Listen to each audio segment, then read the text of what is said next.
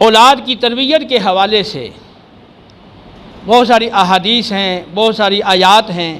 سورہ لقمان کا دوسرا رکوع خاص طور پہ اس بارے میں ہے۔ نبی کریم صلی اللہ علیہ وسلم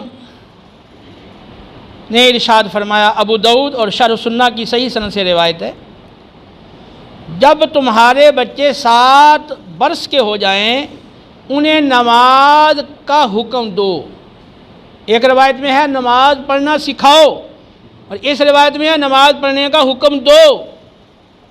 اور جب 10 برس کے ہو جائیں، 10 سال کے ہو جائیں، تو اب اگر نماز نہ پڑھیں تو پھر مار کر نماز پڑھواؤ، اور 10 سال کے جو بچے ہیں جیسے زائد عمر کے، ان کے بستر الگ الگ کر دو کہ اکٹھے نہ سوئیں، الگ الگ سوئیں۔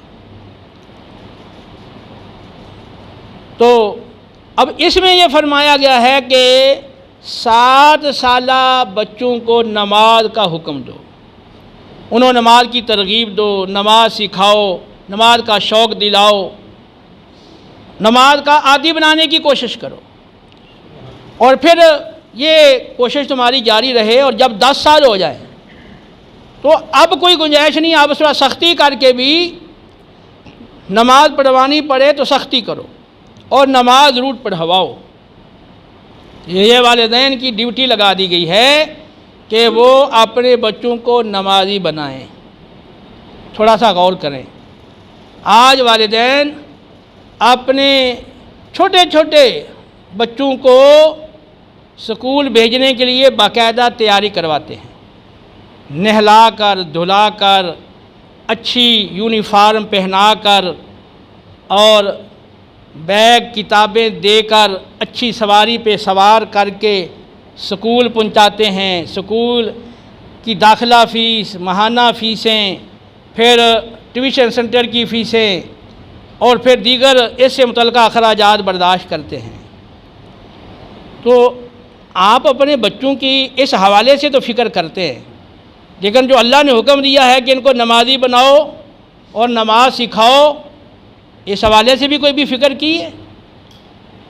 تو یہ سوچنے کا مقام ہے کہ ایک بندہ مومن ہو، اللہ پر، اللہ کے رسول پر ایمان رکھتا ہے، اللہ اور اس کے رسول سے محبت کا دعویٰ رکھتا ہے، اور اس کا طرز عمل یہ ہے کہ دنیا کی تعلیم کے لیے وہ پوری کوشش کرتا ہے، پوری محنت کرتا ہے، سرمایہ بھی خرچ کرتا ہے، اپنی جسمانی طاقت بھی لگاتا ہے، اور اس کے لیے فکر مند بھی ہوتا ہے ذہنی لحاظ سے۔ لیکن جس کا اللہ نے حکم دیا ہے اس تعلیم، اس تربیت اور اس عمل کے لیے نہ باقاعدہ کوشش کرے، نہ اس لیے فکر مند ہو، نہ اس کو اس کا احساس ہو، تو پھر سوچنا چاہیے کہ اس کا ایمان کیسا ہے اللہ پر، اللہ کے رسول پر۔ یہ ایمان کی کمزوری ہے اور نقص ہے کہ دنیا کے حوالے سے آپ اپنی اولاد کے لیے اتنی کوشش کریں اور دین کے حوالے سے کوشش نہ کریں۔ تو اپنے بچوں کی صحیح تربیت کرو، اور انہیں بچیاں ہوں یا بچے ہوں انہیں نمازی بنانا یہ آپ کی ذمہ داری، اور اسی طرح زوجہ کو سمجھا کے نماز کا عادی بنانا یہ بھی آپ کی ذمہ داری ہے۔ نبی کریم صلی اللہ تعالیٰ علیہ وسلم کے صحابہ کرام علیہم رضوان، ان کے اندر اپنے بچوں کو نیکی کی راہ پر چلانے کا کیسا جذبہ تھا۔ صحیح بخاری کے اندر کتاب الصیام کے اندر یہ روایت، کتاب الصوم میں یہ روایت ہے، ربیع بنت معوذ رضی اللہ تعالی عنہا، تو ان کا کہنا ہے کہ نبی کریم صلی اللہ علیہ وسلم نے 10ویں محرم کو انصار کے محلے میں اعلان کروایا کہ جس نے ابھی تک کھایا پیا نہیں وہ روزے کی نیت کر لے اور روزہ رکھے، اور جو کھا پی چکا ہے وہ بقیہ دن روزے دار کی طرح گزارے۔ پھر ماہ رمضان کے روزے فرض ہو گئے، پہلے وہ عاشوراء کا روزہ تھا، پھر ماہ رمضان کے روزے فرض ہو گئے۔ تو وہ کہتے ہیں کہ پھر رمضان کے روزوں کی فرضیت کے بعد بھی ہم عاشوراء کا روزہ رکھتے، اپنے بچوں کو یہ روزہ رکھوایا کرتے تھے، اور بچوں کے لیے اون کے کھلونے بنا دیتے تھے۔ جب بھوک کی وجہ سے بچے رونے لگتے انہیں وہ کھلونے دے دیا کرتے، وہ کھیل میں لگ جاتے، اتنے میں افطاری کا وقت آ جاتا۔ تو اس کا مطلب ہے چھوٹے بچے ہوں گے نا جن کو وہ کھلونے اون کے بنا کر دیتے تاکہ وہ کھیل میں لگے رہیں اور بھوک کا اور پیاس کا احساس یا ادھر سے توجہ ہٹ جائے اور ان کے روزہ ان کا پورا ہو جائے۔ تو یہ ہے اپنے بچوں کو شروع سے ہی نیک بنانے کی کوشش اور نیکی کی عادت ڈالنے کی کوشش، کہ ابھی بچے چھوٹے ہیں اور روزہ رکھنے کے باقاعدہ ابھی قابل نہیں ہوئے، لیکن ان کو کوشش کر رہے ہیں کہ یہ روزے کے عادی بن جائیں، ٹھیک ہے، اور وہ روتے ہیں تو ان کے لیے پھر کھلونے مہیا کر دیتے ہیں تاکہ وہ وقت اس طرح گزر جائے۔ نبی کریم صلی اللہ علیہ وسلم تشریف فرماتے، بخاری مسلم کی حدیث ہے، کھجوروں کا ڈھیر تھا، وہ صدقے کی کھجوریں تھیں۔ امام حسن رضی اللہ تعالیٰ عنہ یہ ابھی بچے تھے تو انہوں نے ایک کھجور اٹھائی اور اپنے منہ میں ڈال لی۔ نبی کریم علیہ السلام نے کہا ٹھہرو ٹھہرو، مطلب یہ ہے کہ آگے نگل نہ جائے، کھجور کو کھا نہ لے، ٹھہر جاؤ ٹھہر جاؤ۔ تمہیں معلوم نہیں کہ ہم صدقہ نہیں کھاتے؟ آپ اپنے شہزادے کو سمجھا رہے ہیں، ذہن سازی کر رہے ہیں، ابھی وہ بچے ہیں، انہیں سمجھا رہے ہیں کہ ہم صدقہ نہیں کھاتے، کیونکہ جو سادات ہیں آپ صلی اللہ علیہ وسلم اور آپ کی آل پہ، وہ صدقہ حلال نہیں، جو فرضی جو واجبی صدقات ہیں۔ تو یہ تربیت ہے بچے کی۔ اسی طرح بخاری مسلم کی حدیث میں ہے، عمر بن ابی سلمہ رضی اللہ عنہ تو کہتے ہیں میں بچہ تھا اور میں رسول اللہ صلی اللہ علیہ وسلم کی زیر پرورش اور زیر تربیت تھا۔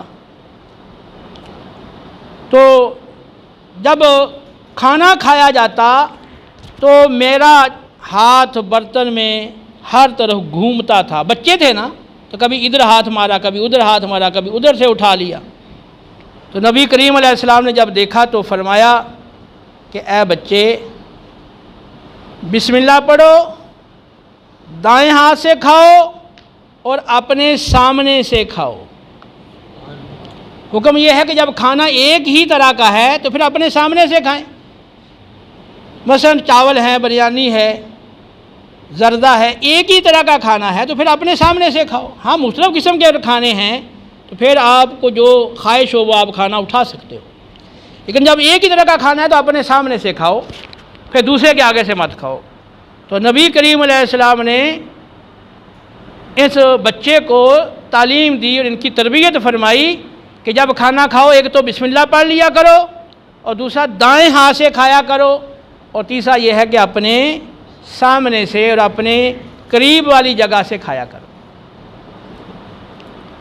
تو بچوں کی تربیت یہ بڑی ہی اہم ہے، کیونکہ بچپن میں جو چیزیں سکھائی جاتی ہیں اور بچپن میں جو بچوں کو عادت پڑ جاتی ہے تو وہ پھر ذہن میں راسخ ہو جاتی ہے، دل و دماغ میں وہ بیٹھ جاتی ہے، پھر وہ عادت پختہ ہو جاتی ہے۔ بچپن والی عادتیں پھر آسانی سے ختم نہیں ہوتی، تو اس لیے بچپن کے اندر ہی بچوں کی صحیح تربیت کی جائے اور انہیں قرآن و سنت کی تعلیم دی جائے۔ ایک روایت میں ہے کہ جو چھوٹے بچے ہیں بالکل ابھی، تو ان کے لیے کوشش کرو کہ پہلا لفظ اور کلمہ جو ان کی زبان سے جاری ہو تو وہ کیا ہو؟ لا الہ الا اللہ۔ تو لوگ جو ہے وہ ABC اور اس طرح کی چیزیں اپنے بچوں کو سکھاتے ہیں، جبکہ ہماری تعلیم یعنی دین کی تعلیم ہمیں یہ بتاتی ہے کہ سب سے پہلے لا الہ الا اللہ اپنے بچوں کو سکھائیں۔